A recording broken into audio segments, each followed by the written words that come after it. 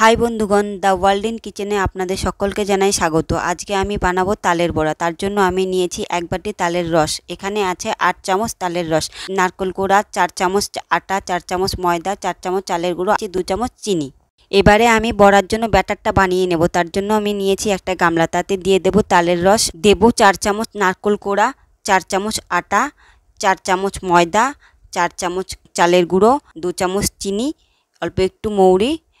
এগুলো দিয়ে আমি ভালো করে মেখে নেব। প্রথমে লবণটা দিতে ভুলে গেছিলাম, তাই এখন আমি দিয়ে নেব স্বাদমতো লবণ দিয়ে ভালো করে মেখে তারপর আমি এতে দিয়ে দেব 2 চামচ মতো জল। এখানে আমি বেশি জল ব্যবহার করব না। বেশি জল দিলে ব্যাটারটা পাতলা হয়ে গেলে বড়াটা ভালো হবে না। বড়াটার ব্যাটারটা হবে ঠিক এই রকম, যেমন আমি করলাম। এবার আমি ব্যাটারটাকে সেট হওয়ার জন্য ঢেকে দিয়ে রাখবো 30 মিনিটের মতো। ফিরে এলাম 30 মিনিট পর। এবারে আমি ব্যাটারটাকে আরেকটু ভালো করে ফেটিয়ে নেব, তাতে বড়াগুলো খুব ফুলো ফুলো হবে। ব্যাটারটা খুব ভালোভাবে সেট হয়ে গেছে। এরপর গ্যাস জ্বালিয়ে তাতে একটা কড়াই বসিয়ে দেব এবং কড়াইতে দিয়ে দেব সাদা তেল। সাদা তেলের পরিমাণটা একটু বেশি হবে। বড়া ভেজে রাখার জন্য আমি একটা হটপটের মধ্যে একটা টিস্যু পেপার দিয়ে নিয়েছি। তেলটাকে আমি ভালো করে গরম করে নিয়ে ফ্লেমটাকে একেবারে লো করে দিয়ে বড়াগুলোকে একে একে তেলের মধ্যে ছাড়তে থাকবো। বড়াগুলোর এক পিঠ ভাজা হলে 2-3 মিনিট পর বড়াগুলোকে উল্টে দেব। তালের বড়া বানানোর জন্য কিভাবে আমি তাল থেকে রসটাকে বার করেছি সেটা জানতে হলে দেখতে হবে নেক্সট ভিডিও।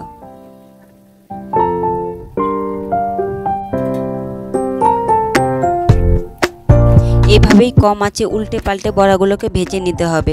ফ্লেমটা যদি হাই থাকে তাহলে বড়াগুলো বাইরে থেকে পুড়ে যাবে এবং ভেতরে কাঁচা রয়ে যাবে। সেই জন্য সবসময় ধ্যান রাখতে হবে যে ফ্লেমটা যাতে একেবারে লো থাকে।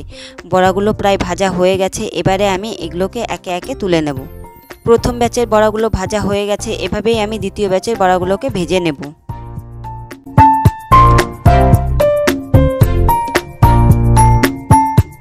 সবগুলো বড়া ভাজা হয়ে গেছে। বড়াগুলো দেখতে এত সুন্দর ফুলো ফুলো এবং ক্রিস্পি হয়েছে, সেটা এর শব্দ শুনেই বোঝা যাচ্ছে। দুটোকে এভাবে ঘষলে দেখুন কি সুন্দর আওয়াজ হচ্ছে। এগুলো যেমন ক্রিস্পি হয়েছে তেমন নরমও হয়েছে, কারণ এতে আটা দেওয়া আছে।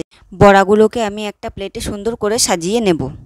আমার এই চ্যানেলে পুরনো বন্ধুদের সাবস্ক্রাইব করার জন্য অসংখ্য ধন্যবাদ। আর যারা নতুন বন্ধু আছেন তাদেরকে এই চ্যানেলটাকে সাবস্ক্রাইব করার জন্য অনুরোধ রইল।